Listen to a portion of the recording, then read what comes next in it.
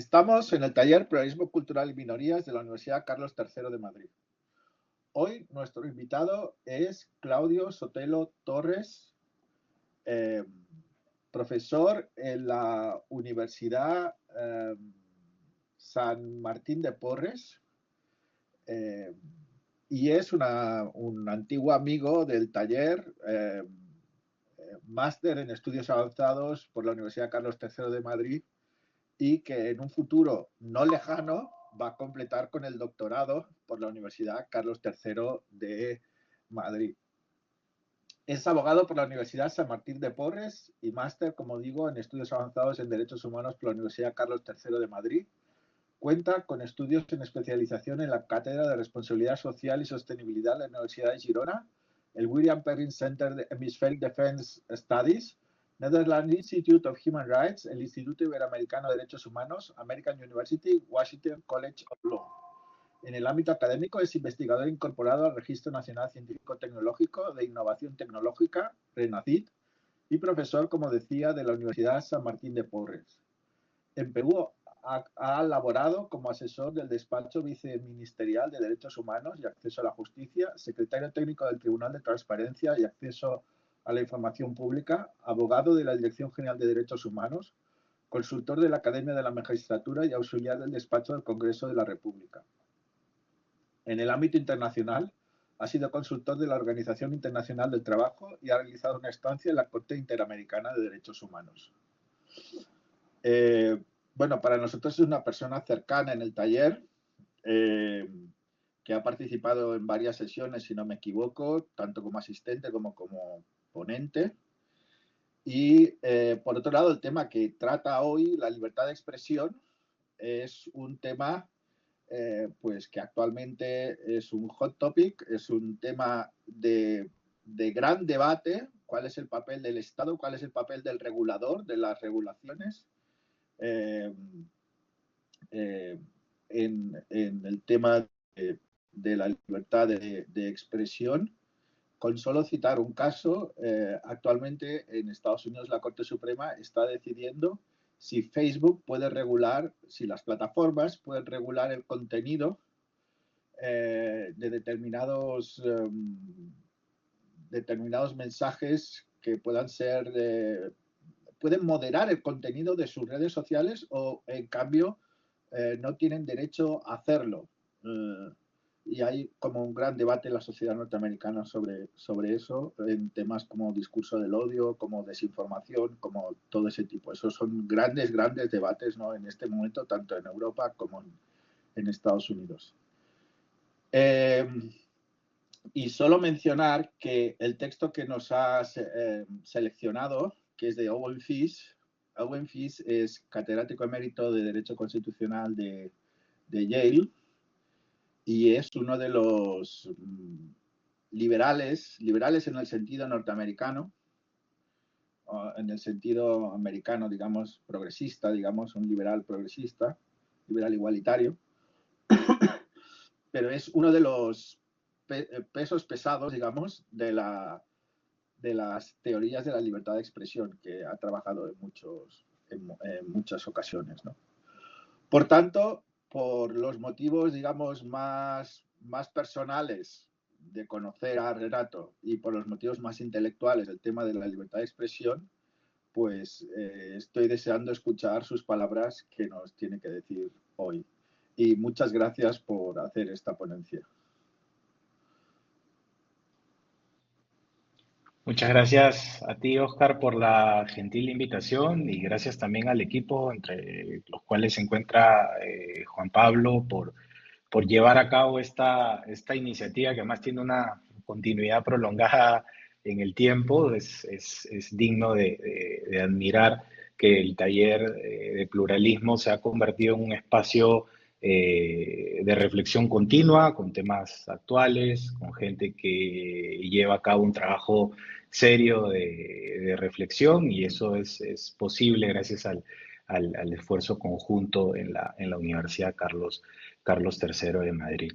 Entonces, querido Oscar, siguiendo tus indicaciones, si te parece, damos inicio a la presentación. apuntando a dos momentos, ¿no?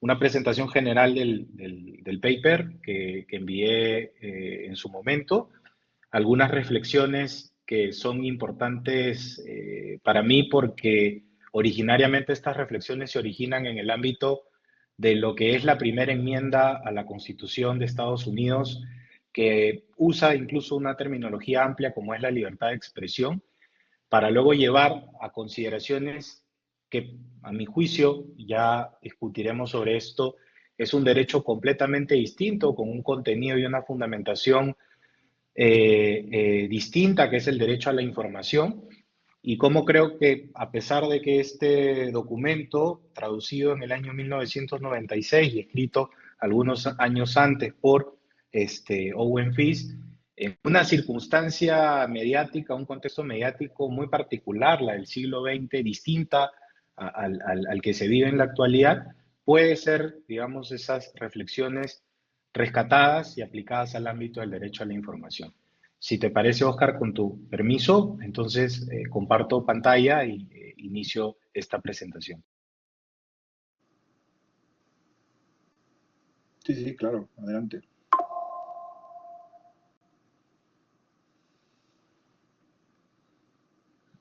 Muy bien. Como les decía, el texto es una traducción bastante aceptable que se publica originalmente en la revista de Teoría y Filosofía del Derecho, la revista Isonomía, en el año 1996, ¿no?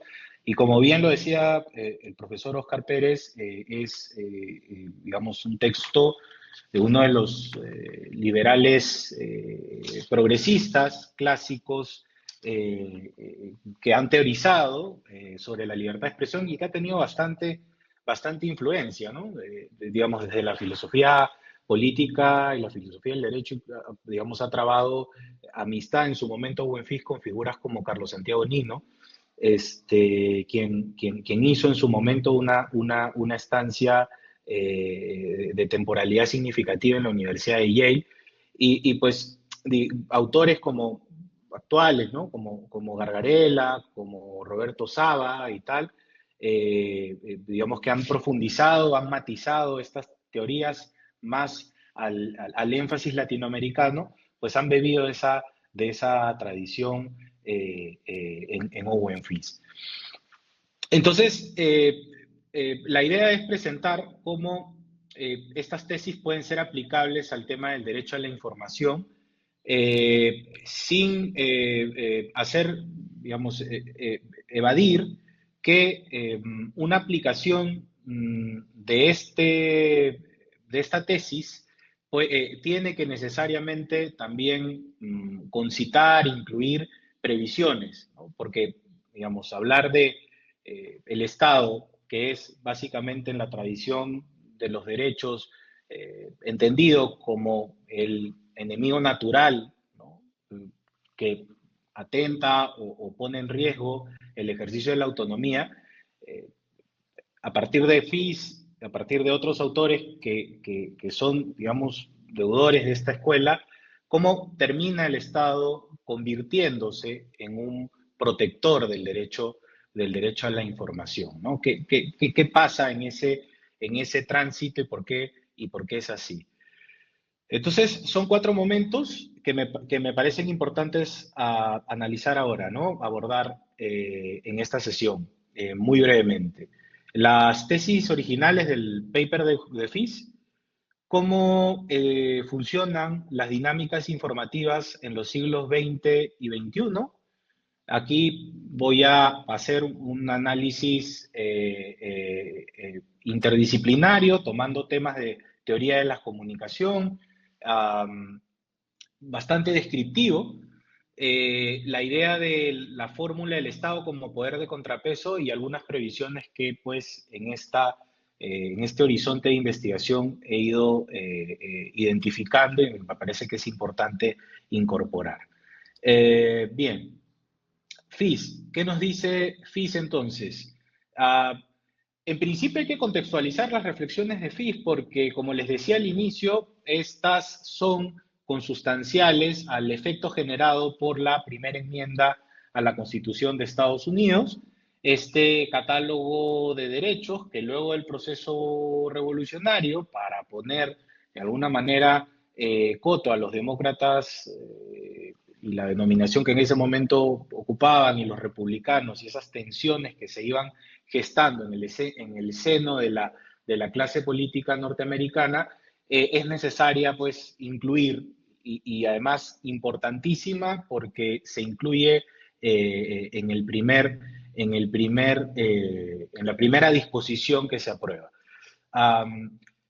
Dice, el Congreso no dictará ninguna ley. Aquí parece que hay alguna variación en la diapositiva al momento de cargar, pero básicamente la primera enmienda dice, el Congreso no dictará ninguna ley respecto del establecimiento de una religión o que prohíba su libre ejercicio, ¿no? Hay una primera idea de neutralidad, una referencia al principio de laicidad.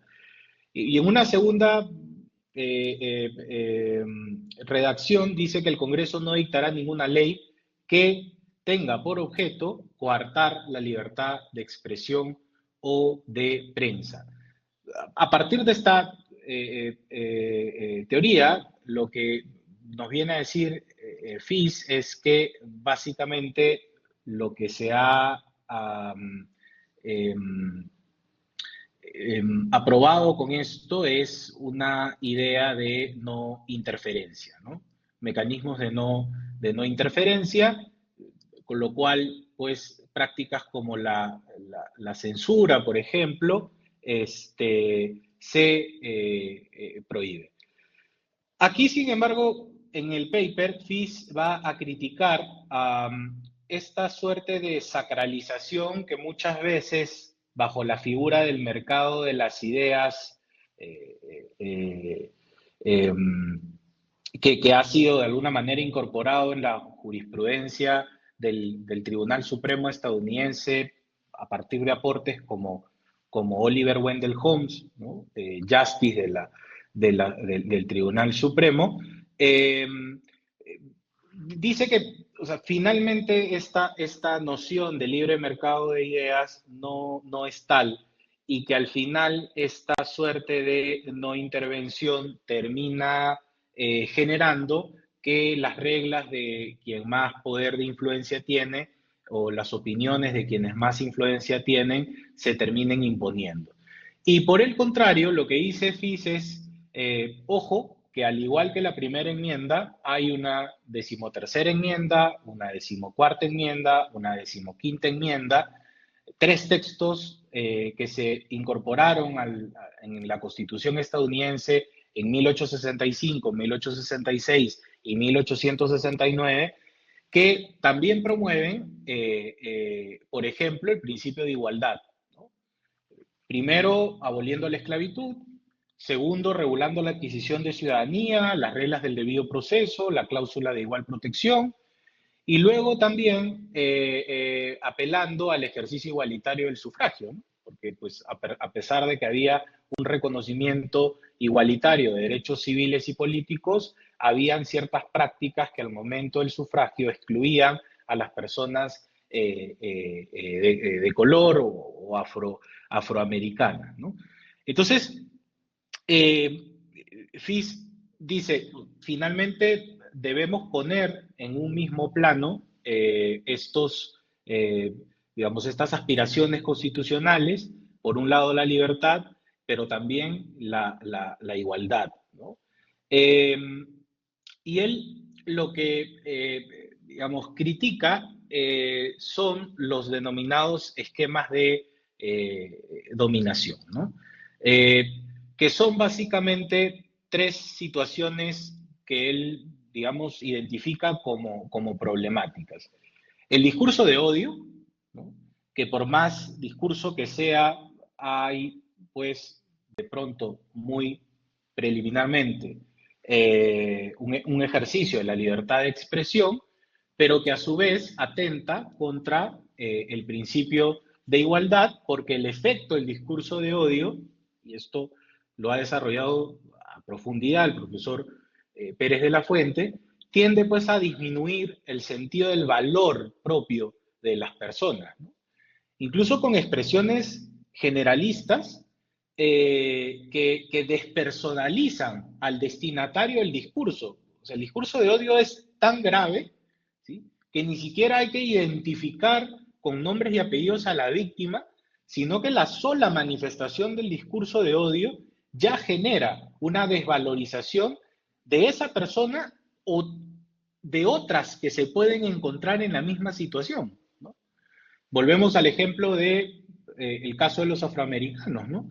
El discurso de odio contra un afroamericano va a privar de el sentido, de la valoración que tienen también otras personas que se pueden considerar incluidas en ese colectivo. Pero lo que es peor, dice Fis, al final el discurso de odio impide, ¿no?, la participación plena de estas personas en la sociedad civil, incluyendo el debate público. Entonces, dice Fis, el ejercicio de la libertad de expresión de quien propaga, quien difunde un discurso de odio, termina apagando las posibilidades de expresión de un grupo considerable de personas, ¿no?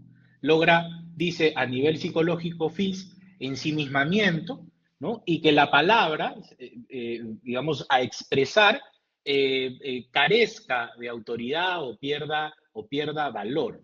Algo así como una suerte de autocensura, ¿no?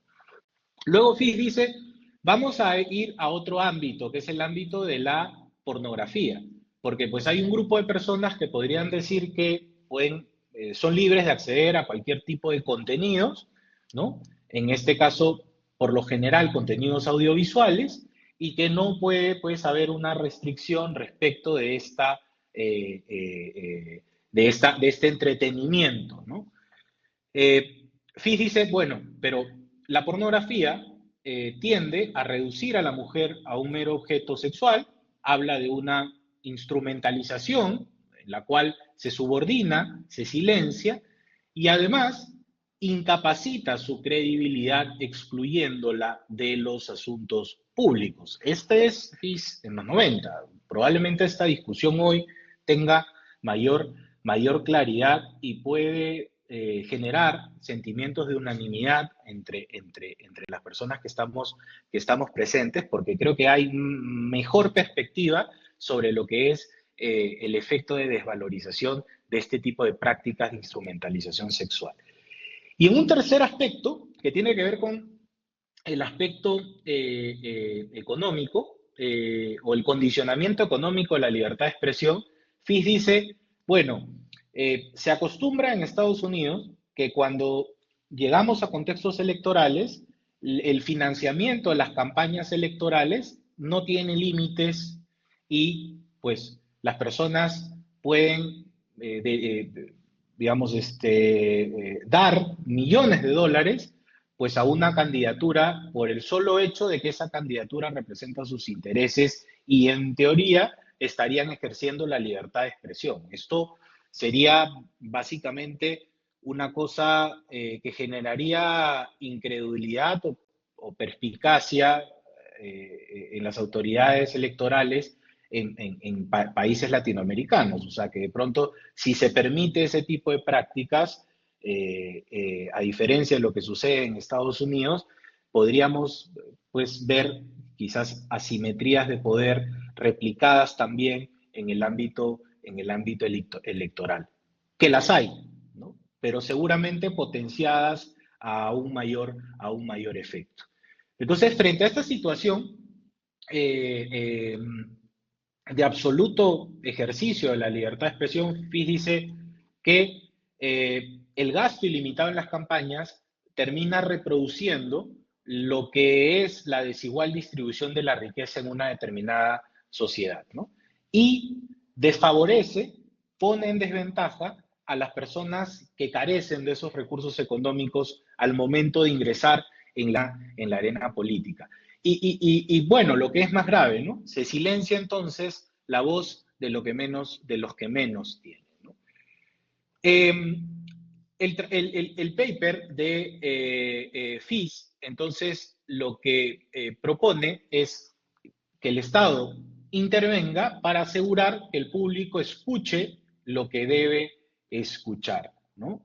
Es decir, proteger la integridad del discurso público.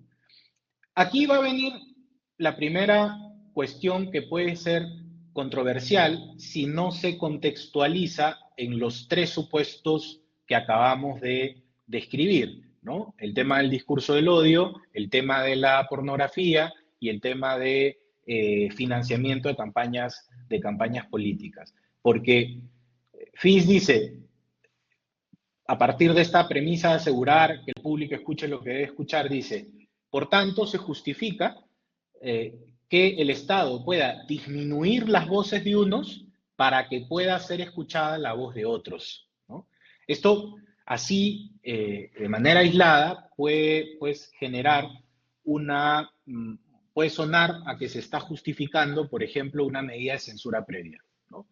O que se justifica un mecanismo de parcialidad en el debate público, ¿no? Que el Estado está legitimado para inclinar la balanza en el debate público. Bueno, aquí, digamos, la primera regla de excepcionalidad en la intervención del Estado es que Fis habla de estos tres supuestos que desarrollamos hace instantes y creo que desde ese punto de vista parecería atendible la tesis de Fis. Y lo que dice él es, finalmente, el Estado siempre va a optar por un modelo moral específico, ¿no? Una comunidad política a través de la Constitución va pues incluir modelos morales. Si vamos a la Constitución estadounidense, seguro la búsqueda de la felicidad, ¿no? Es un modelo dotado de una moralidad específica que impregnó en su momento a los padres fundadores, ¿no? Con lo cual ahí no hay una neutralidad, ¿no? No se puede hablar de una neutralidad. Dos, la inacción o la indiferencia, ¿no? En circunstancias de dominación son equiparables a una suerte de complicidad con aquella persona que se encuentra en una mejor situación o que ejerce una situación de sometimiento o sujeción respecto de otros individuos, ¿no? Entonces, esa idea del liberalismo clásico, el laissez-faire, laissez-passer, ¿no? El dejar hacer o el dejar pasar, lo que trae consigo es que finalmente esa inacción termine inclinando la balanza precisamente a favor de quien tiene más o que en mejor situación se encuentra. Y dice finalmente Fis que lo que la democracia exalta no es solamente que las decisiones sean públicas, sino que las decisiones públicas sean tomadas bajo condiciones de plena información y de adecuada reflexión. Y por eso, digamos, el Estado entra a subsanar esas asimetrías informativas, esas situaciones de falta de data, de información que es necesaria para el ejercicio finalmente de esta soberanía popular o la autodeterminación colectiva. Y en un momento posterior, que podríamos decir final del paper, Fis advierte que, o reconoce la existencia de riesgos, ¿no? Dice Fis que a pesar de estas tesis, no se debe perder de vista que efectivamente el Estado tiene un potencial opresivo, ¿sí? Pero que el daño estimado, ¿no? Tiene que ser ponderado frente al bien que la intervención estatal en estas tres materias podría traer consigo, ¿no? Hay unos trabajos posteriores de Fis que ha ido, digamos, profundizando, que nos, digamos, que dan razones adicionales a por qué pues, el Estado porque es imprescindible, ¿no?, reformular la caracterización del Estado como enemigo clásico de la libertad, de los derechos y específicamente de la libertad de expresión. Yo rescato dos ideas que me parecen fundamentales en FIS a propósito de este particular. El primero es que en la búsqueda de soluciones no se identifica algún centro de agregación de poder o un factor que pueda, ¿no?, tener el poder que tiene el Estado. Y eso se puede entender con mayor claridad respecto de toda esta problemática informativa en el siglo XXI. Por ejemplo, esta mañana, cuando preparaba las notas para esta presentación, revisaba un informe reciente de la Relatoría para la Libertad de Expresión de la Comisión Interamericana de Derechos Humanos eh, respecto a los estándares para una Internet libre, abierta e incluyente.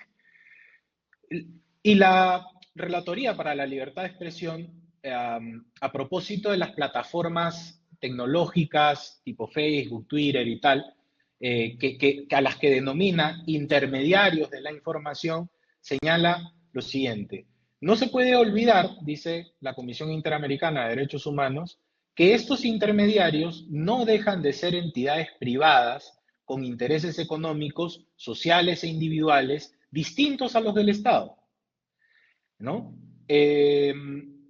Dice,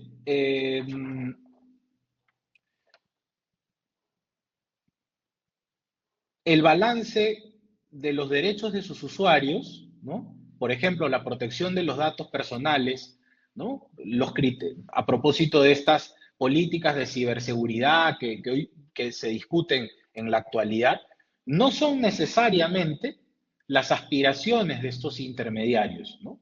Porque no se debe olvidar, dice la Relatoría Especial para la Libertad de Expresión, que finalmente estos intermediarios configurados bajo el esquema de empresas buscan rentabilidad y maximizar el lucro de sus actividades, ¿no? Entonces, frente a ese panorama, ¿hay algún órgano que pueda, distinto al Estado, que pueda hacer frente, ¿no?, a esa arbitrariedad que pueden cometer estas plataformas?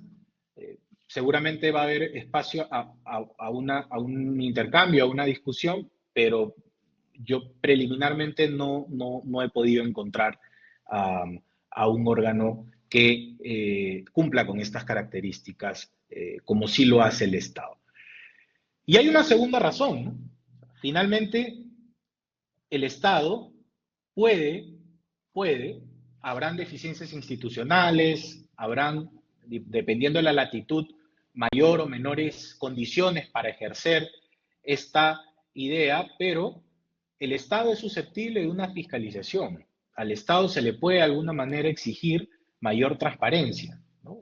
Estamos hablando de estados, digamos, estados de derecho, estados democráticos de derecho, y de alguna manera es un poder que no se va a ejercer de manera discrecional, sino que puede ser objeto de un control ciudadano, ¿no? Entonces, creo que pues el Estado, al ser, digamos, agregar estas instituciones públicas que lo conforman, dan por lo menos, abren la posibilidad a que se lleve a cabo una fiscalización posterior, ¿no? Y creo que aquí se termina de entender bien la tesis de FIS. ¿Cómo esto, que decía al inicio, aplica la reflexión de la primera enmienda a la Constitución estadounidense, sirve o encontramos valor para el tema del derecho del derecho a la información, ¿no? Primero, definir qué entendemos por derecho a la información. Yo creo que ahí podríamos hablar de dos contenidos elementales, ¿no? La facultad, ¿no?, de acceder a información veraz, ¿no? Este, y por otro lado, ¿no?, siguiendo un poco la definición que realiza Ferraioli en Principia Iuris, eh, el derecho a la información también implica una inmunidad frente a la desinformación, ¿no? La facultad de acceder a información que considere importante para mi autorrealización, para participar en el ámbito colectivo, pero también una inmunidad frente a la desinformación. Ahora, eh, ¿por qué es importante esto?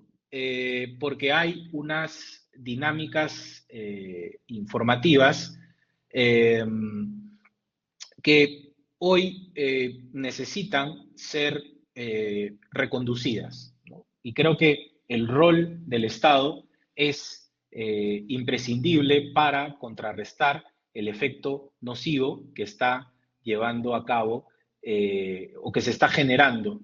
Um, Creo que como continuidad, siglo XX, pero con particularidades propias el siglo XXI, ¿no? El siglo XX es básicamente el siglo de los grandes medios de comunicación o los medios de comunicación de masa, ¿no? Eh, los medios de información, esencialmente radio, esencialmente televisión, van a tener un impacto determinante en la opinión pública, ¿no? A nivel en el ámbito de la comunicación hay varias teorías que lo definen, que lo corroboran. Va a haber alguna discrepancia en estas teorías en que el efecto va a ser directo y determinante, o de pronto va a ser más bien condicionantes que se suman a otros factores. Pero en todos los casos, estas teorías reconocen, ¿sí?, que los medios de comunicación de masas sí que van a generar, ¿no?, un cambio, un impacto, una influencia en la mentalidad, un condicionamiento en las conductas de las personas. Y esto se empieza a visualizar con bastante claridad en el siglo XX. Primero, en el marco del periodo de entreguerras, pero también a propósito de los aparatos de propaganda que se ven sobre todo en Alemania, en Italia, se construye la idea de las teorías del impacto directo, ¿no? Y se pone pues como ejemplo esta transmisión que en su momento hizo Orson Welles de esta representación teatralizada en una radio en Nueva York del libro de H.G. Wells, La Guerra de los Mundos, ¿no? Se ha acreditado, ¿no?, por diarios de la época, por crónicas de la época, que esta transmisión radial provocó, ¿no?, que mucha gente abandonara sus hogares, tomara decisiones precipitadas, creyendo, ¿no?, a partir de lo que se decía en los hilos radiales, que efectivamente fuerzas extraterrestres habían tomado posición de la Tierra, ¿no?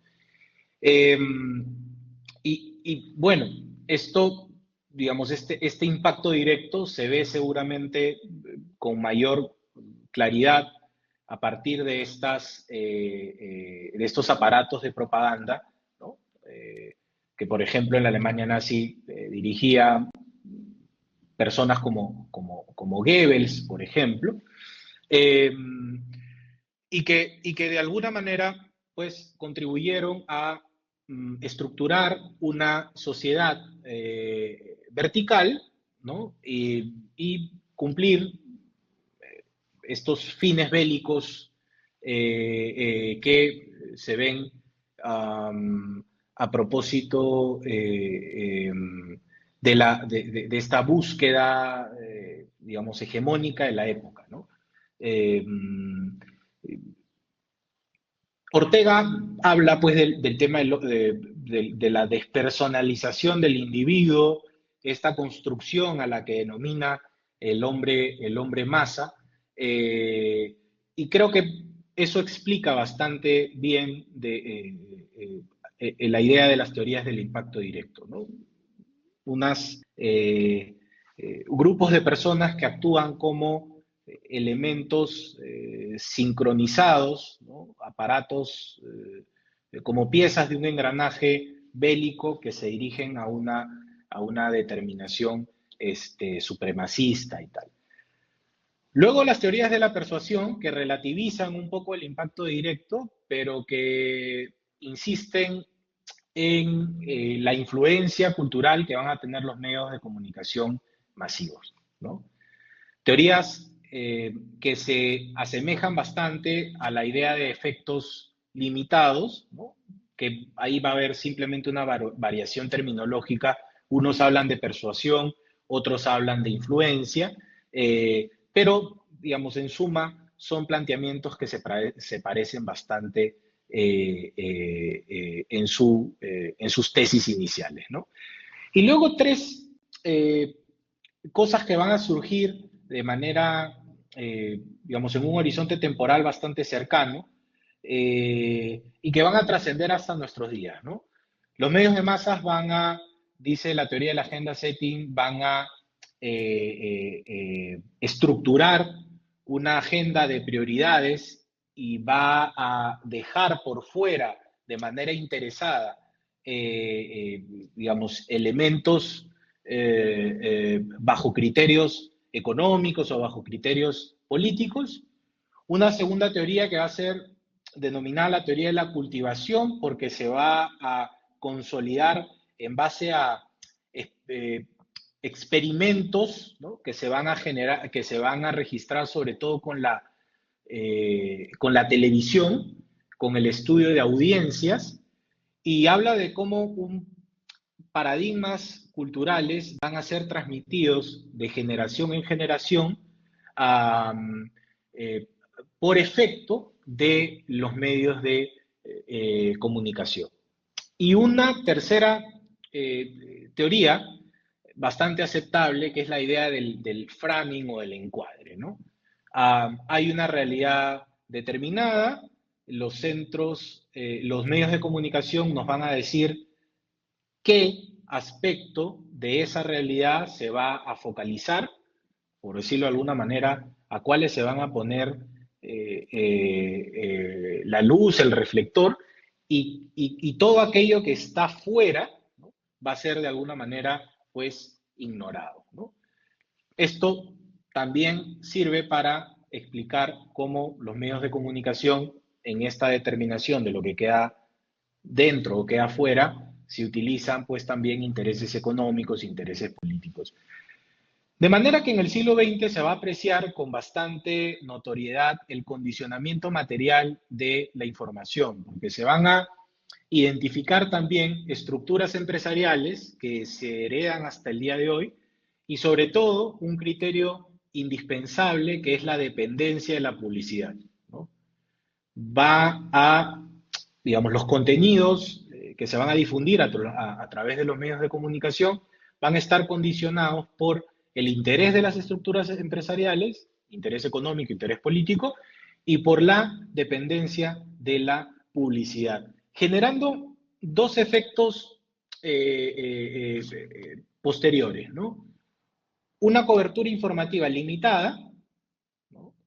Por estas estructuras empresariales o la dependencia de la publicidad, pero también limitaciones en el acceso a los medios de comunicación, ¿no? Las voces que van a ser escuchadas, que van a ser divulgadas a través de los medios de comunicación, van a ser determinadas voces que se acerquen, ¿no?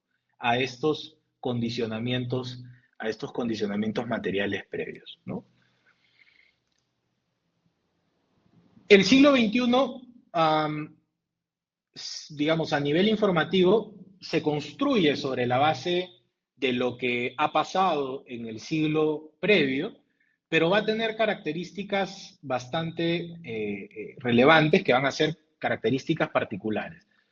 La primera, no hay que ser muy agudo para poder coincidir, eh, es el desplazamiento de la corporeidad de las cosas, ¿no? Hay un texto de Jung-Chul Han, No Cosas, ¿no?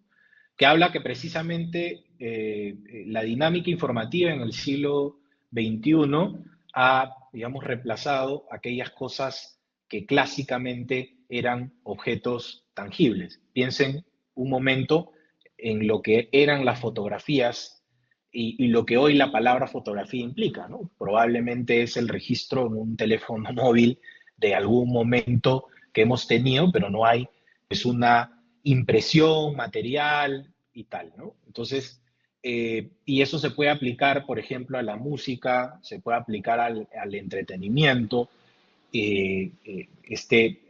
Filósofo alemán de origen coreano lo que dice es precisamente que el siglo XXI rompe con esa naturaleza corpórea de las cosas, convirtiéndolas en básicamente códigos de información, ¿no?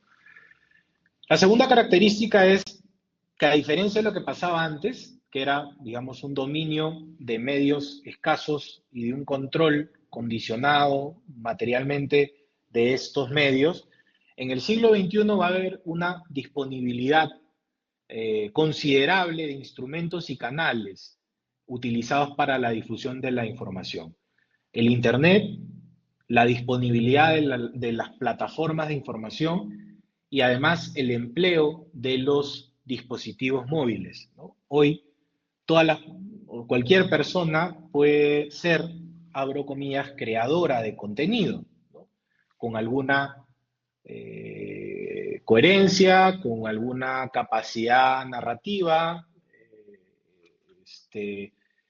o subiéndose a algún trending topic, puede seguramente ser una creador de contenido bastante exitoso, ¿no? ¿Qué trae como consecuencia eso? Que en el siglo XXI la información es abundante, ¿sí? La información es abundante.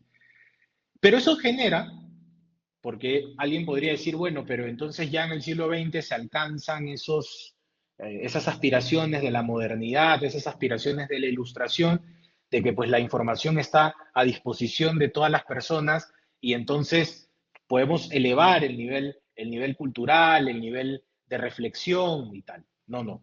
Eso no necesariamente sucede porque lo que se ha registrado a través de estudios experimentales es que la información abundante genera la existencia de sesgos cognitivos, ¿no? En tres sentidos, ¿no? La gente hoy selecciona únicamente los datos que coinciden con sus propias creencias, ¿no? La información es una información on demand, ¿no? Se personaliza y simplemente pues escuchamos, consumimos, ¿no?, a los divulgadores o la información que más nos genera comodidad, ¿sí? Dos, la información abundante también genera sesgos cognitivos en el sentido de que las personas en la actualidad seleccionan y amplifican únicamente los datos negativos, no solo para creerlos, sino incluso también para criticarlos, ¿no?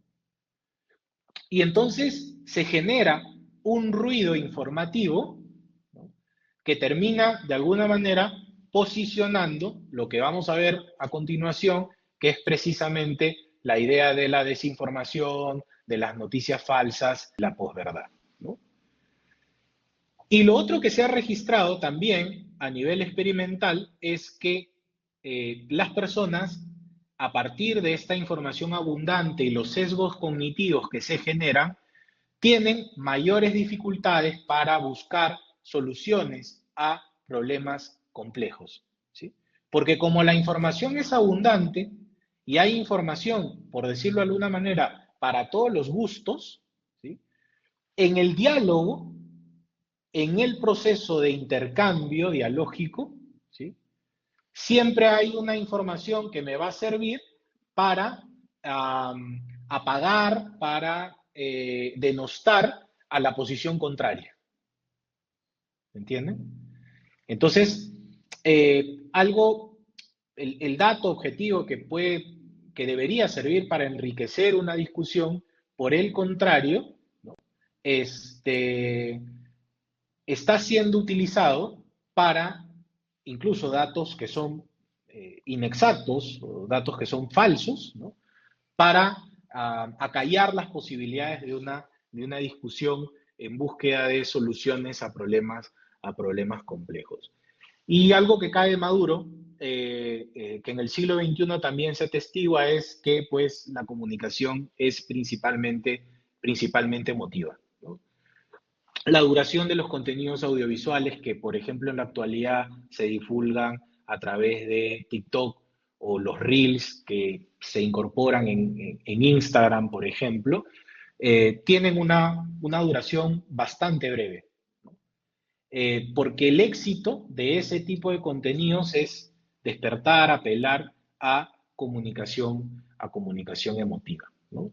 Ese, digamos, es el mecanismo de no no implica, esta descripción no implica que en otro momento de la historia la comunicación no haya sido emotiva, ¿no? Sino que hoy principalmente y esencialmente la comunicación que se divulga, ¿no?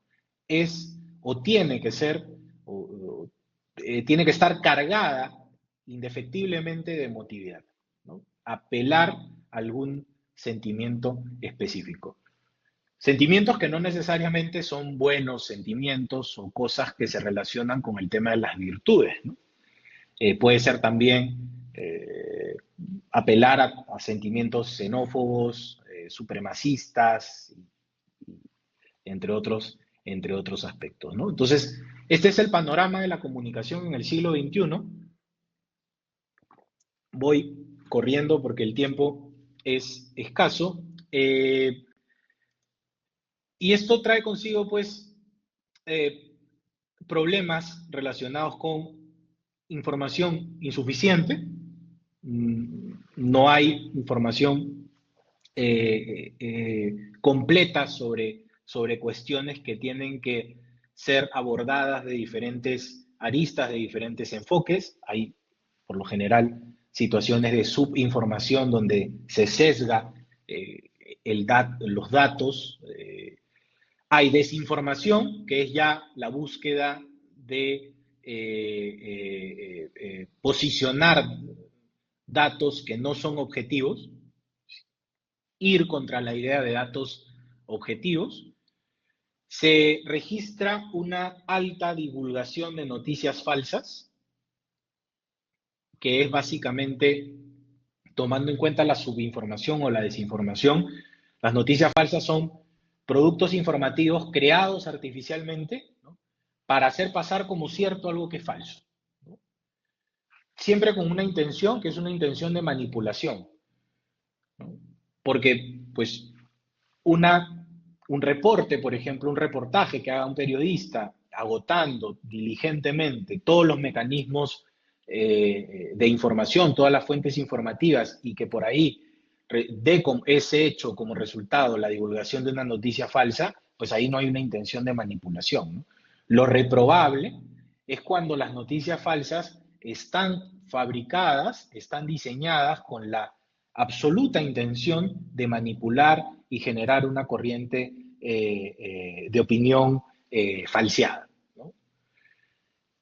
Tanto la subinformación, la desinformación y la creación de las noticias falsas generan realidades ficcionadas, ¿no? Realidades alternas, por decirlo de alguna manera. Esto que se llama posverdad, ¿no?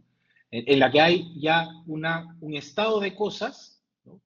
Donde pues hay asentadas creencias que contravienen abiertamente cualquier criterio de veracidad. ¿Qué ha generado esto? Esto lo decía al inicio en la presentación el profesor Óscar Pérez, y seguramente habrá tiempo para hablar más detenidamente, pero básicamente, por ejemplo, en el marco de la pandemia que se produjo por el COVID-19, ¿no? Se generó pues impactos en la salud pública, ¿no? Se han registrado situaciones, conozco el caso de Colombia, Perú, México, donde, por ejemplo, contra todas las instrucciones o las indicaciones de las autoridades sanitarias, habían pues resistencias a la inmunización de las personas, ¿no? A someterse a la aplicación de vacunas, ¿no? A menudo eran difundidos a través de canales como Telegram, como WhatsApp, información de que a las personas se les iba a implantar algún chip de espionaje, o que iban a servir como ratas de laboratorio para experimentaciones, ¿no? Y esas noticias falsas se fueron asentando de manera persistente, gracias a la persistencia de la divulgación de los condicionamientos culturales de las personas, generando pues un impacto en la salud pública, ¿no? Y bueno, esta idea de los movimientos antivacunas y tal, también aplicado a otras patologías, puede de alguna manera también representar estos impactos en la salud pública. Y los impactos en el sistema democrático, aunque aquí hay toda una cuestión relacionada con un nexo de causalidad entre el falseamiento de ciertas informaciones y si realmente esto tuvo impactos electorales, por ejemplo, en Estados Unidos. Se habla también en el caso de la consulta que hace algunos años se hizo en la región de Cataluña. Eh, eh, indudablemente, indudablemente, ¿no? Redes sociales como X, antes Twitter, son cajas de resonancia, ¿no? Que sirven para interesadamente, ¿no? Divulgar pues engaños, información falsa, con la finalidad de ganar adherencia política, electoral, etcétera, etcétera, ¿no? O sea, en eh, incluso en las inducciones que se hacen en los partidos políticos, estos son conscientes de el poder de impacto que tienen este tipo de redes sociales, ¿no? Repito, habría discrepancias sobre si ese impacto es decisivo o no, ¿sí? Pero es una herramienta a la que indudablemente recurren, ¿no? Los políticos, las plataformas políticas para tener cierta influencia o ganar cierta ventaja. Entonces, en este panorama, ¿cuál sería la justificación para que estas tesis de FIS se apliquen también a la idea del derecho a la información? Me parece que son dos. Una, si podríamos denominarla una justificación práctica, y por ahí una justificación más teórica. Empiezo por lo práctico porque va en la línea de lo que acabamos de señalar. La idea es que el Estado pueda garantizar que las personas reciban información sobre asuntos de relevancia pública, ¿no? Romper con esta idea de que solamente circulará aquella información que goza de relevancia comercial. Porque aunque las plataformas de información no son las mismas en el siglo XX y en el siglo XXI, también los intermediarios o plataformas tecnológicas apuntan, ¿no? a, digamos, una rentabilidad basada en hacer o gestionar o llevar a estos espacios de interacción también la publicidad que le va a garantizar pues un ingreso, la sostenibilidad comercial de su innovación, ¿no? Dos, la necesidad de promover la participación política informada, ¿no? Esto está de la mano, Fis lo decía a propósito del financiamiento de las campañas políticas, ¿no? Y tres, evitar la exclusión o la infrarrepresentación de ciertas voces en el debate público, ¿no? Creo que a nivel informativo también es importante, a partir de la idea de equidad, que que todos los puntos de vista o que todos los elementos que sean imprescindibles para que las personas ejerzan adecuadamente esa soberanía, que es la soberanía del voto, la soberanía de la participación política, para no circunscribirla en un acto electoral propiamente dicho, es importante o es imprescindible que estén de alguna manera representadas todos los elementos, toda la información en el debate público. Y en el plano teórico, me parece importante también que, más allá de esta idea decimonónica de no interferencia, ¿no? El verdadero sentido de la libertad, como lo dice en su paper también Fis, tiende a no dejar por fuera o no ignorar otros valores, otras aspiraciones que son tan importantes como la libertad, ¿no? Incluso en los teóricos liberales clásicos hay este reconocimiento, ¿no? Benjamin Constant habla de el precio de la libertad política, ¿no?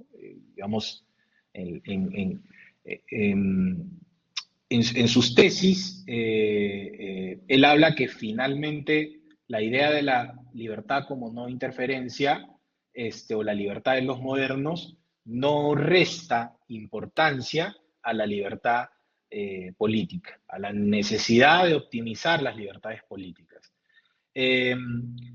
Isaiah Berlin también, en sus dos concepciones sobre la idea de la libertad, habla de la necesidad de satisfacer también otros valores que son distintos a la idea de la libertad, ¿no? Él habla de que más allá de la sacralización de la libertad, es necesario también perseguir otros valores distintos. Y en John Stuart Mill vamos a encontrar, por ejemplo, que, bueno, la idea de la libertad tampoco es un concepto absoluto, ¿no? El pensamiento liberal de teóricos como Mill abre la puerta a evitar, por ejemplo, el daño a tercero. Hay trabajos de Mill en los cuales se legitima las prohibiciones que en su momento en Gran Bretaña se hicieron para el trabajo de los menores de edad o el trabajo nocturno de las mujeres, ¿no? Y él dice que más allá de la libertad que puede tener alguien para poder elegir la forma en la que trabaja y tal, pues hay de alguna manera daños o regulaciones que permiten evitar daños graves. Y por ahí algún intercambio epistolar de Mill con alguno de sus discípulos, donde abiertamente critica la idea de laissez-faire, laissez-passer y algunas de las tesis de Frederick Bastiat, ¿eh? Donde Mill hace una crítica directa a esta idea de que la libertad se limita simple y sencillamente a una no interferencia, ¿no? Entonces, creo que allí pueden encontrarse justificaciones tanto teóricas dogmáticas y justificaciones, digamos, prácticas operativas para la intervención del Estado como un poder de contrapeso. Finalmente, sin que esto nos haga perder de vista las previsiones de las que hablaba también Fis, ¿no? Él habla de los riesgos en general. A mí me parece que son digamos, tres cosas que son importantes, ¿no?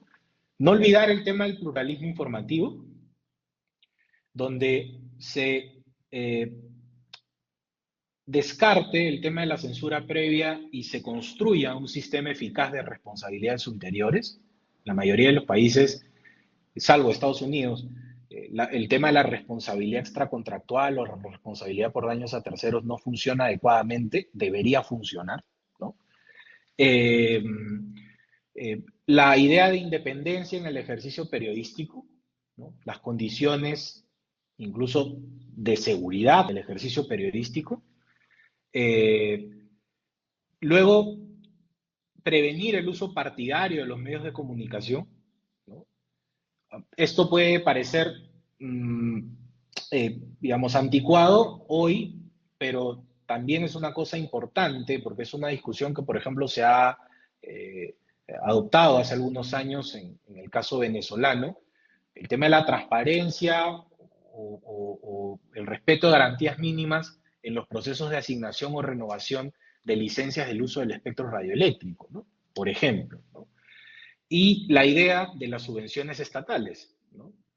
Que no tienen que estar condicionadas a criterios partidarios o criterios partidistas, sino a impulsar precisamente a las voces que actualmente no están siendo escuchadas en el debate público y que requieren, ¿no? Ese impulso eh, y que me parece que aunque no está exenta de problemas, no deja de ser un mal necesario el tema de las subvenciones estatales, ¿no? Eh, y finalmente, el tema de promover con ahínco los cotejadores de datos o los fact-checkers, por la terminología anglosajona, independientes, ¿no? Independientes, ¿no? Plataformas de corroboración de datos que de manera permanente, bajo una conformación interdisciplinaria, con especialistas en diversas materias, estén operando permanentemente para que todo ese ruido informativo, para que toda esa sobresaturación informativa pueda haber pues mayores elementos de discernimiento. Muy bien, reiterando mis palabras de agradecimiento iniciales, renovando la felicitación al profesor Óscar Pérez por su trabajo y el trabajo que realiza su equipo, dejo aquí esta exposición y les agradezco por el espacio. Muy bien, pues muchas gracias. Ha sido una exposición muy interesante con dos partes, una más centrada en fees y otra más aplicándolo a cosas actuales. Y bueno, a mí me han sugerido muchos temas, pero vamos a seguir la tradición y vamos a abrir un turno abierto de palabras para intervenir, preguntas, comentarios. Adelante, Ángela.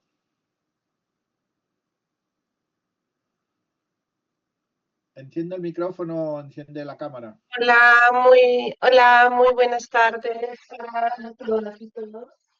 Bueno, en primer lugar, agradecer al profesor Dr. Pérez de la Fuente por este espacio, que como siempre, pues es tan constructivo para todos y todas en torno pues, a temas que son de gran importancia. Y pues agradecerle a Renato porque creo que es una exposición muy interesante para entender sobre todo pues el valor que tiene también el acceso, el derecho al acceso a información, ¿no? Y cómo estamos actualmente ante distintas problemáticas en las que hay una multiplicidad de actores, ¿no?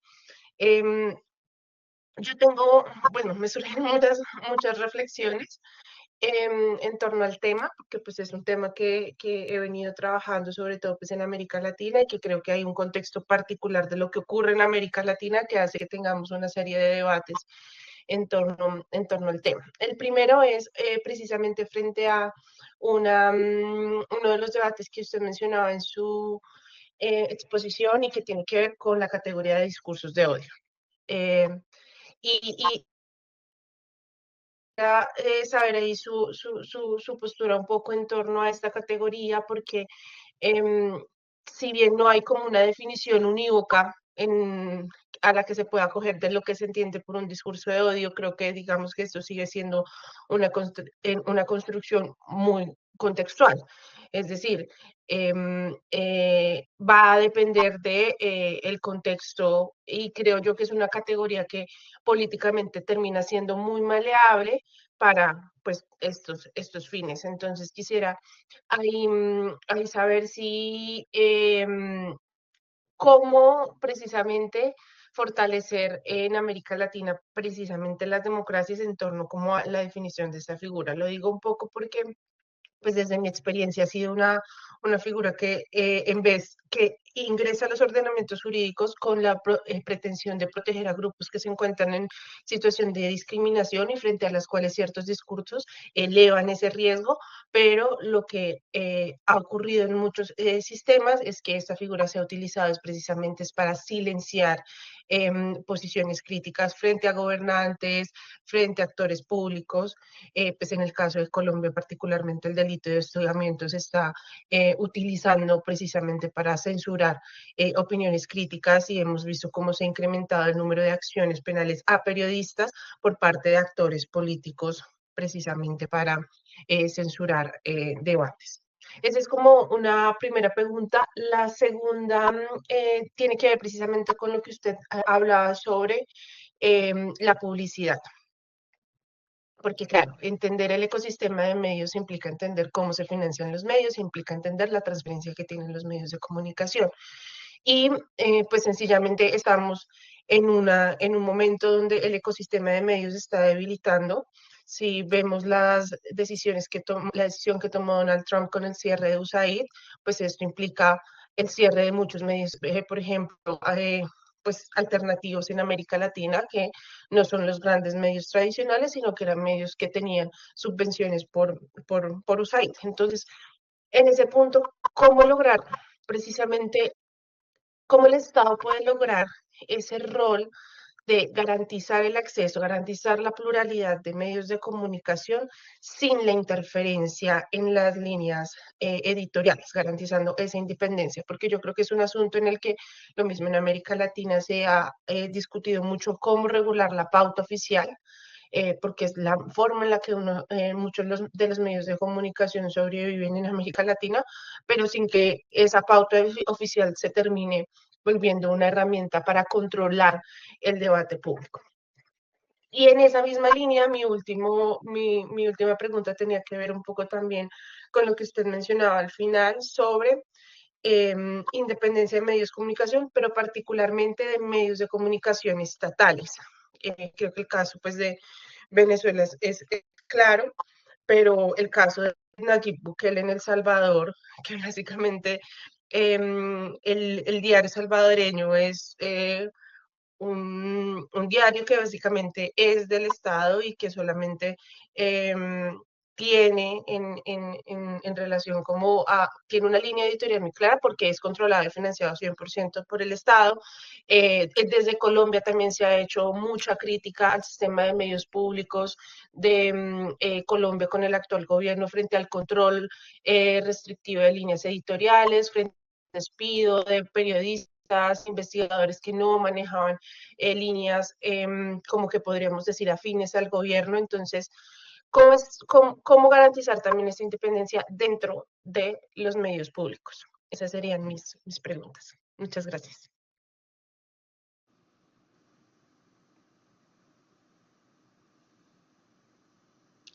Adelante, adelante, Renato.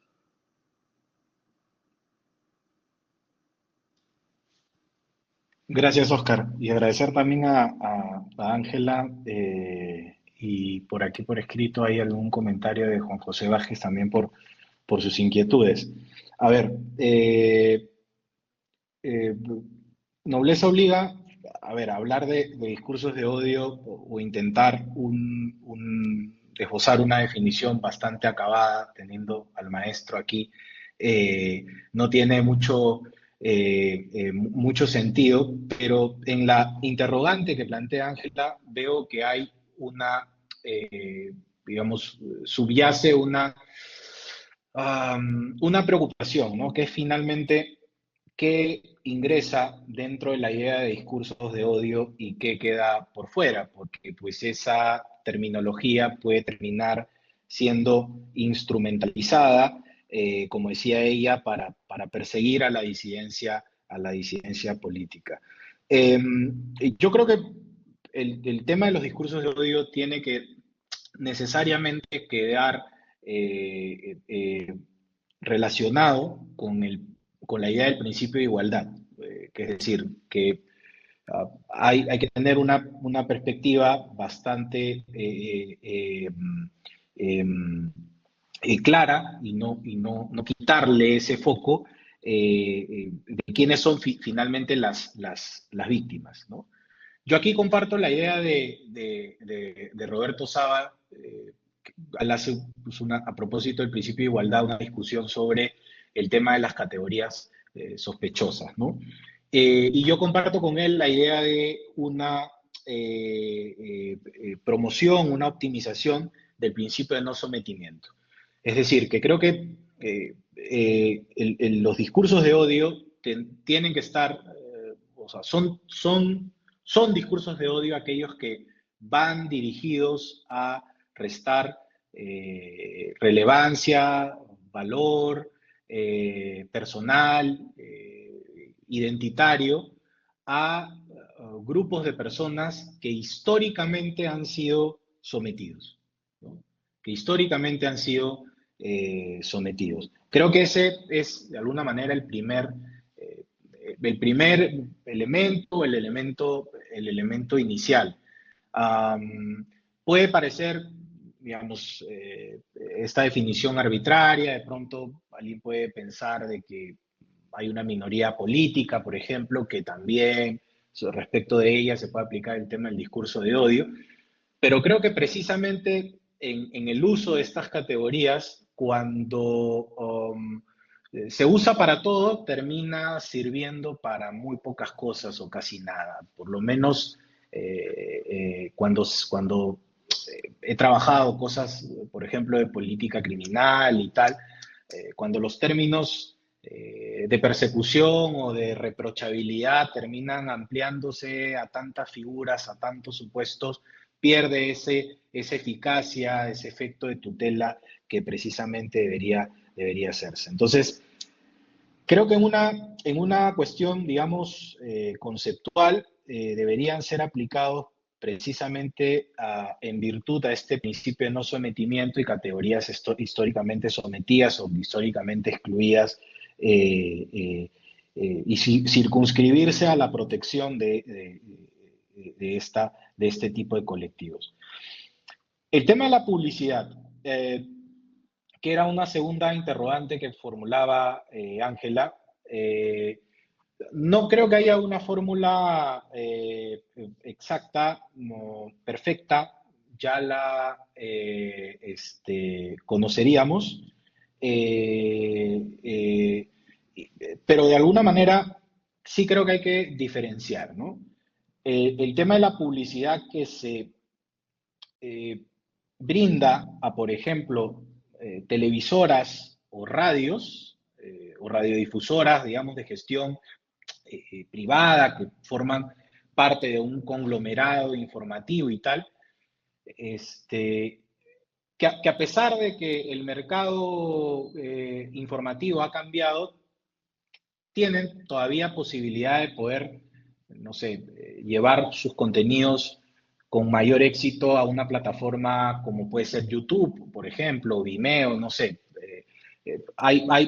Tiene mejor capacidad de adaptación, creo, cuando se trata de un conglomerado que puede tener incluso multipropiedad o, digamos, diarios que son también dueños de televisoras o televisoras que son también conglomerados de televisión que son también dueños de radios, etcétera, etcétera, ¿no? Sí creo que aquí no hay lugar a negociación en el caso de radios, por ejemplo, los sistemas de radios comunitarias, ¿no? O sea, ahí creo que indefectiblemente sí se tiene que focalizar el tema de la publicidad o el tema de las subvenciones. Porque estas radios comunitarias, que son, digamos, por su mismo nombre lo explica, de un alcance muy reducido, digamos, con una línea editorial bastante circunscrita a lo cultural, a lo educativo, a lo comunitario, a lo interés de una pequeña comunidad. Sí necesita de alguna manera un flujo permanente de, no sé si de publicidad, pero por lo menos de una asistencia por parte del Estado, ¿no? Hay una postilla al tema del tema de USAID. Creo que el tema de la cooperación ha ayudado bastante, pero hasta cierto punto creo que ha mal acostumbrado a sistemas públicos o sistemas de información que deberían asumir esos financiamientos como un deber jurídico propio, ¿no? Y no como algo que se delega a la cooperación internacional, ¿no? Entonces creo que, bueno, sí es una herramienta que suma, pero el óptimo es que también, bueno, en esta decisión controversial o no, nada impide que el Estado pues entre a tallar, ¿no? Que de alguna manera a mi juicio es un tema deseable. Y finalmente con el tema de la independencia, ¿no? También lo mismo, no creo que haya una fórmula única o determinante para poder garantizar el tema de la independencia, pero creo que sin caer en la burocratización, las redacciones en los medios de comunicación tienen que tener una autonomía, inclusive, ¿no? Participando en la estructura de organización del medio de comunicación, ¿no? Es decir, las redacciones no pueden ser cómo se dirigen o cómo se gestionan, no pueden ser una imposición por parte del propietario, los propietarios de un medio de comunicación, ¿no? Puede de alguna manera tener una estructura participativa donde cámaras, reporteros de calle, caras visibles que están de alguna manera apareciendo en las transmisiones o radiales o audiovisuales, puedan participar todos en la conformación de estas redacciones, ¿no? Y garantizar así, de alguna manera, cierta autonomía por parte de los contenidos. No es una cuestión utópica. Hay, sobre todo en Alemania, a nivel editorial y a nivel audiovisual también, experiencias donde este tipo de mecanismos de participación han funcionado, ¿no? Para salvaguardar no solamente la independencia en la actividad periodística, sino también la calidad de los contenidos, ¿no? Y de las coberturas que se dan sobre los hechos públicos, ¿no? Entonces ahí hay por lo menos un ejemplo de algo que podría implementarse. Muy bien, pues si no hay más comentarios, yo voy bueno, hay muchos temas sobre el odio, por ejemplo, la misoginia online, las personas con discapacidad online, o sea, que todo el discurso típico de la libertad de expresión, cuando Owen Fish escribió ese artículo, no se imaginaba que ahora los problemas se multiplicarían con la red, ¿no? Pero te voy a hacer,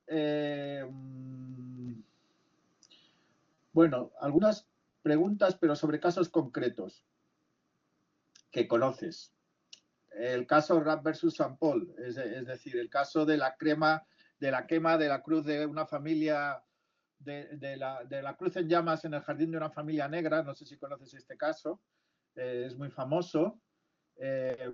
Claro, tú has dicho, a veces lo que dice Wenfis es que a veces hay que restringir las voces de los intolerantes para que se oigan las voces de todos, ¿no? Para que se oigan las voces de las minorías. Pero ese caso es muy interesante porque la Corte Suprema dice que es neutral de contenido y no puede manifestarse entre los tolerantes y los intolerantes. Me gustaría que dieras tu opinión.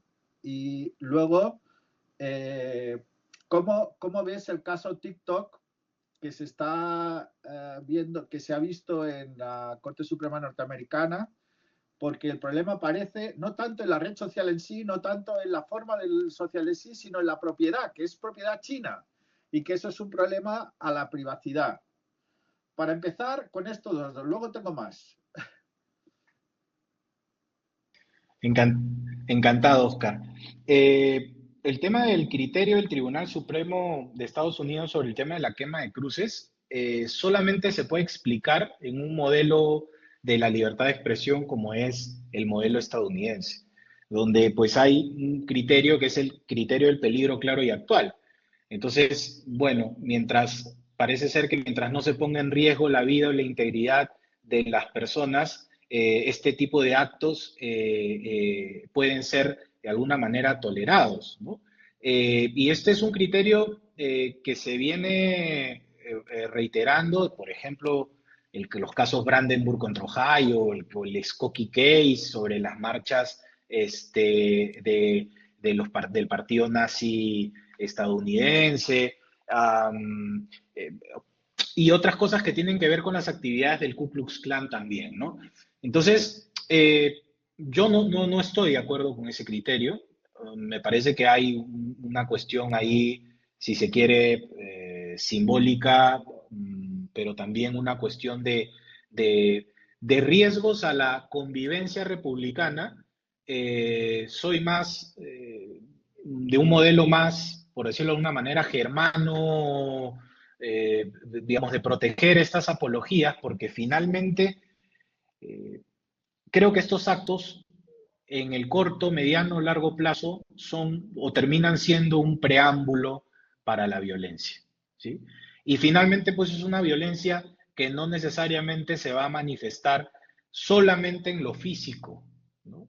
Sino también, pues, en esta idea de la que hacía referencia también Fis sobre los efectos psicológicos o los efectos de autocensura que generan, pues, estos actos de desvalorización personal, ¿no? Entonces, yo, digamos, no creo que son criticables esos criterios del Tribunal Supremo estadounidense. Como es también criticable el criterio para el tema de TikTok, que precisamente utiliza el tema del origen nacional de los propietarios, o creo que de la codificación que tiene este TikTok, porque no sé si propiamente los propietarios son chinos, eh, pero en algún momento el proceso de programación, de puesta en línea de TikTok pasa por China.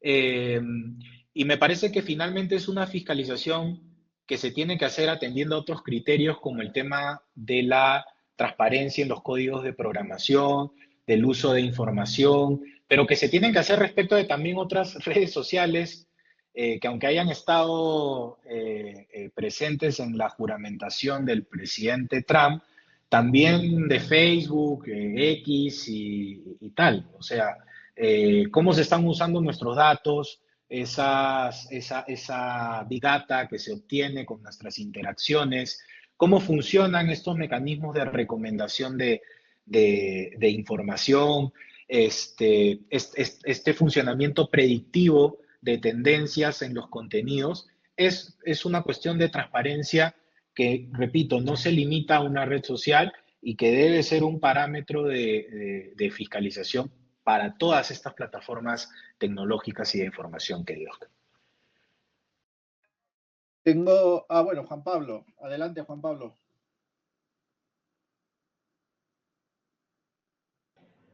Hola, hola. Pues muchísimas gracias, Renato.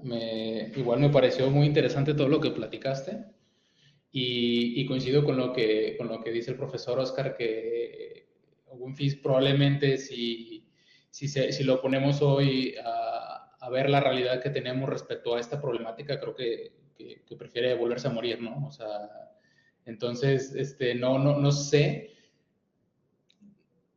Para darte mi mi pregunta, me gustaría apoyarme un poco en una diferenciación que hace Elías Díaz sobre la diferencia entre el derecho jurídico, sociológico y filosófico, que yo creo que tiene mucho que ver con este tema para abordarlo desde muchas perspectivas.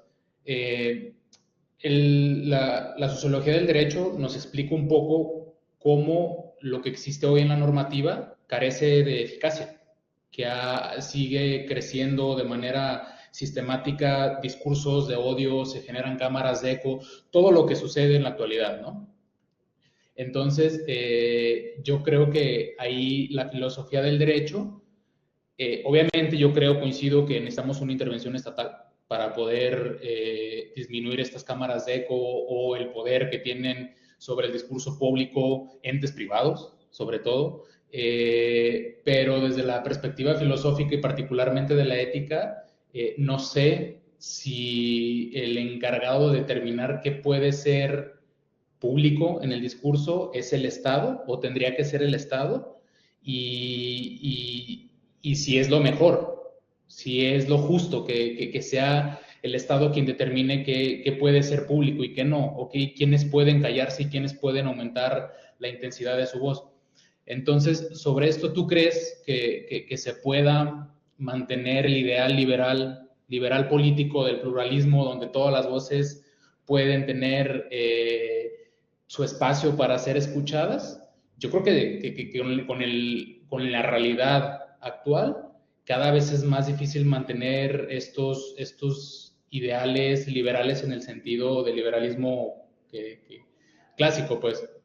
Entonces, no sé tú qué opinas si es posible y cómo resolver el dilema ético, filosófico sobre si el Estado es el que tiene que determinar una moral, una ética, bueno, más bien una moral de cómo se tiene que abordar esta situación, vaya. Y muchas gracias de nuevo por la presentación, fue muy interesante. Gracias a ti, Juan Pablo. Mira, bastante interesante, como siempre, escucharte, Juan Pablo. Es una cosa, sí, evidentemente, esperar que un paper del 96 aborde todo lo que está pasando en la actualidad es algo bastante complicado, ¿no? Pero en la otra acera, quienes sobre todo apelan al tema de la regulación y en este itinerario doctoral que me ha tocado recorrer bastantes documentos, o no pocos documentos he revisado más bien, me he topado que quienes tienden a pedir la desregulación, quienes tienden a pedir el libre flujo de la información continúe, por decirlo de alguna manera, amparan sus pretensiones en teóricos como Milton, por ejemplo, o como John Stuart Mill, ¿no? Milton, estamos hablando del siglo XVI. Entonces, si para mí una elucubración sobre lo perjudicial que puede ser la censura, traes a un señor que hablaba sobre por qué el Consejo de Libreros de Londres le había censurado sus libros sobre digamos, la doctrina del divorcio, creo que, a ver, parecería que hablar de FIS, por lo menos para abordar estas discusiones, no estamos tan fuera de lugar y de tiempo. Entonces, creo que finalmente, como lo señalaba,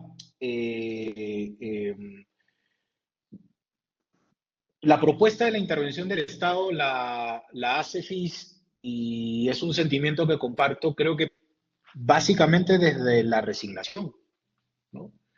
Porque FIS, en algún texto posterior, en respuesta a las escuelas de los Critical Legal Studies, él dice, bueno, pero finalmente entonces, si no es el Estado, ¿quién? O sea, ¿qué órgano entonces se encarga de poner límites a lo que está pasando. ¿Quién se encarga de velar por el tema de la ciberseguridad, en el tema de datos personales? Eh, claro, FIS no dice mucho más. Yo creo que sí hay que ponerle condiciones a esa intervención del Estado, la excepcionalidad, los controles de los que hablamos, y no se trata solamente de sesgar el debate, ¿no? O sea, yo creo que esa idea de sesgar el debate o de censurar se descarta de antemano. Creo que más bien va en la búsqueda de medidas ulteriores. Hablábamos del tema de el derecho de daños, la posibilidad de exigir en los tribunales o tener tribunales independientes, eficaces para este tipo, para atender este tipo de reclamaciones, puede ser una medida bastante aceptable. Dejar como última ratio el tema del derecho penal, por ejemplo. O sea, tampoco es una cláusula en blanco. Creo que optar por el Estado no es una cláusula en blanco, sino, como les decía, desde una resignación, reformular el rol que clásicamente ha tenido en las libertades comunicativas el Estado, ¿sí? Asignarles controles, actuar con suspicacia y sumar del lado de los derechos y las libertades a un órgano que debería precisamente de una mirada seguramente más republicana, lo reconozco, tener un rol más proactivo para proteger los derechos de las personas. Esa sería mi opinión. Juan Pablo ha asesinado a Buenfis, que por fortuna tiene 87 años y nació en 1938, todavía está vivo, todavía puede escribir. Perdón. No, es lógico. Le traduje yo lo vi una vez en un seminario en la Pompeu, en persona, y le traduje un artículo, La privacidad en tiempos de terror, en derechos y libertades, y tuve un cierto contacto con él. Pero bueno, es emérito, es profesor emérito en Yale. Bueno, me quedan dos preguntas, porque una, en parte, la tercera, me ha hablado Juan Pablo un poco sobre el tema que quería hablar. Retomando el tema, lo que ha dicho Juan Pablo y lo que estábamos hablando. ¿Quién regular si no es el Estado? Pues obviamente Twitter, X, Elon Musk. Ese es el que impone las reglas.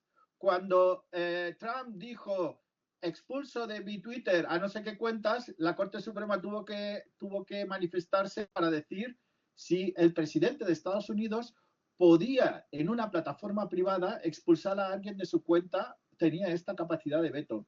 Y la Corte Suprema dijo que no. Pero puede el presidente, es decir, creo que se entienda el problema, ¿no? Es decir, una plataforma privada puede imponer sus reglas de moderación a lo que es el foro público. Y por eso está el debate ahora entre X, Blue Sky y todas estas cosas, ¿no? Ese es un tema. Me gustaría conocer tu opinión sobre esto, es el foro público y los intereses de una compañía privada. Y lo último es que estoy trabajando precisamente ahora sobre desinformación, fake news y posverdad. Y en la definición de posverdad has puesto en la diapositiva una ficción creada. Creo que la definición, o por donde va la definición que dieron en su momento, es algo así como que ya no se hace caso de los datos objetivos, sino se hace caso de las emociones y de las creencias subjetivas. Más que una ficción creada. Es decir, la persona que lo cree firmemente y no cree que esté equivocada. Y esa es la posverdad, que uno está en su echo chambers, ¿no? La cámara de eco, la filtro de burbuja, ¿no? En su mundo, está en su mundo, recibe los inputs de su mundo y se cree que está en el mundo correcto. Pero va 2 metros para allá y hay otra persona en otra cámara de burbuja, en otro filtro de burbuja, en otro echo chambers y está con otros... ¿Qué nos puedes decir sobre esto, sobre la posverdad? No es tanto una ficción, es que maneja las emociones y las creencias subjetivas, ¿no? Más que datos objetivos. Sí, sobre lo último que mencionas, Oscar, no creo que haya un divorcio. Es decir, el estar dentro de la cámara de resonancia propia y tal, tú haces referencia a un ámbito que es el ámbito psicológico, ¿no? O cultural, si se quiere, cómo la persona finalmente termina aceptando y creyendo, la persona o los grupos de personas, una determinada situación. Pero eso a lo que conduce es a un estado de cosas determinado. Porque para esa comunidad que ocupa un espacio físico determinado, va a haber pues una situación concreta, descrita, caracterizada del modo que ellos han querido hacerlo, pero estado de cosas al fin. Creo que en todo caso la línea no, repito, no divorcia y explica cómo finalmente se termina construyendo ese estado de cosas. Y vamos, yo también estoy en esa tarea y cualquier texto, documento que me pueda servir, Oscar, para abordar ese enfoque que señalas, me va a servir de mucho. Entonces, anticipadamente, te agradezco por la referencia si tienes a bien alcanzármela. Respecto al tema de la autorregulación, ¿no? Noto sarcasmo en tu pregunta. Yo creo que este tema se puede abordar de dos ámbitos. Eh, el ámbito de las personas, digamos, el usuario que se crea una cuenta y tal, e interactúa de cuando en cuando, y el tema de los denominados creadores de contenido. Yo creo que en el caso de los creadores de contenido y sobre todo aquellos creadores de contenido que monetizan, ¿no? Ellos la monetización acceden a esa monetización precisamente porque se han sometido a esas reglas. Entonces hay una suerte de relación contractual que yo veo que es una relación, si se quiere, más de naturaleza comercial, que queda, o sea, que debería sacarse de la discusión, que debería, digamos, diferenciarse de la discusión.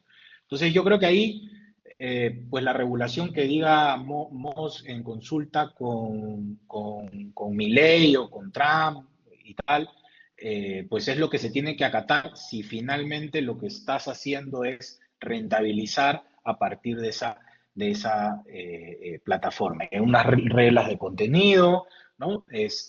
Unos mecanismos de preventivos cuando hay una queja por unas normas de autorregulación cuando hay alguna queja por infracción a datos personales y tal. Bueno, creo que esos creadores de contenido se están sometiendo a eso a cambio de un ingreso económico y ahí esa lógica es completamente distinta. A la lógica, ahora vayamos a la lógica no comercial, ¿no? O sea, en general. Yo no creo en la autosuficiencia de la autorregulación. Creo que el modelo más adecuado para estas plataformas debe ser el modelo de la corregulación, ¿sí? Es decir, que tanto consumidores, sociedad civil, estados y empresas de tecnología tienen que dialogar. Para eso, muchas de estas empresas han creado boards con especialistas. Creo que, por ejemplo, la ex relatora de libertad de expresión, la Comisión Interamericana de Derechos Humanos, Catalina Botero, integra el board de Meta, por ejemplo, ¿no? O sea, que finalmente se haga a través de un diálogo, por lo menos con personas que no tengan esa identificación corporativa y por el contrario se incorporen a otros actores para generar una corregulación sobre las normas comunitarias, las reglas de contenido, etcétera, etcétera. Creo que ese mecanismo que parta además de otros elementos como el elemento de la transparencia en los códigos, en las programaciones, es una mejor fórmula para estas plataformas de información. Muy bien, pues ya es el tiempo. Ha sido una sesión muy interesante, muy intensa, con debates muy actuales. Y queremos agradecer al ponente por su exposición, a todos los asistentes. Muchas gracias, Renato. Esperemos verte pronto en Madrid, dentro de poco. Ojalá con una tesis en la mano. Y bueno, pues muchas gracias y a todos les emplazamos a la próxima sesión con Miguel Ramírez, que será una sesión presencial. Hasta pronto. Hasta pronto, que estén bien. Nos vemos.